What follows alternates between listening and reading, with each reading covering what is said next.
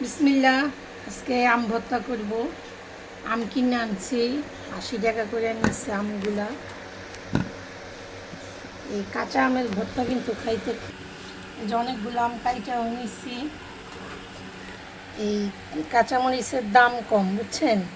বস্তা পাইয়া বস্তা পইয়া কিনছি, এখন পচা বেশি। এখন বটুটা ফালাইয়া মরিচগুলা বাইচ্ছা রাখতে হবে।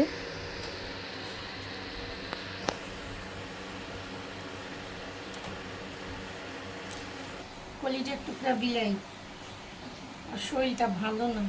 আমার বিড়ালটারে কারা যে এত নজর দেয় আল্লাহই জানে। 2 দিন পর পর আমার বিড়ালটা দেখাও। হ্যাঁ, 2 দিন পর পর আমার বিড়ালটা অসুস্থ থাকে। এখানে ফ্যান চলতেছে তো, তাই একটা শব্দ হইতেছে বেশি। স্বাভাবিক। হ্যাঁ, এটা একটা স্বাভাবিকই। এই যে দেখেন, বেশিরভাগই মরিচ না, এই যে পচা। যে কয়টা বাচ্চা লওয়া যায় পরিষ্কার করে, কেন আমরা মধ্যবিত্ত একটা জিনিস ফালাইতে গেলেও খুব কষ্ট লাগে।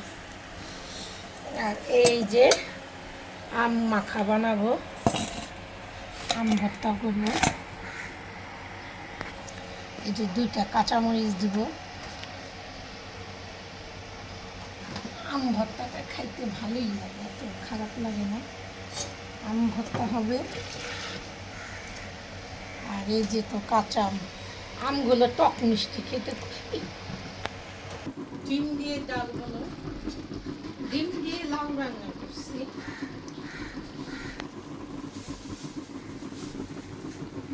ঝাল কম। না না, করতেছি। এই যে এইভাবে কেটে নেবেন। দুপুরবেলা তো আমের ভর্তা খাইতে দেখবেন খুব ভালো লাগে। আবার ভিডিওটা বেশি বড় হয়নি, দেখো। এই যে দেখাও।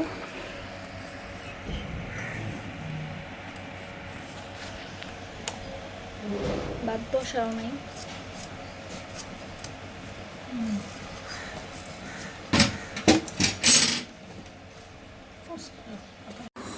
শুনেন, এরকম দুপুরে, বৈশাখের দুপুরে এরকম আম মাখা খেতে কিন্তু অনেক ভালো লাগে।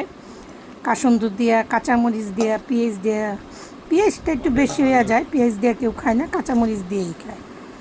আমি কালকে বাজারে গেছিলাম, সেখান থেকে আম কিনে আনছি, আপনাদেরকে একটু খেয়ে দেখাই। অনেক মজা, অনেক।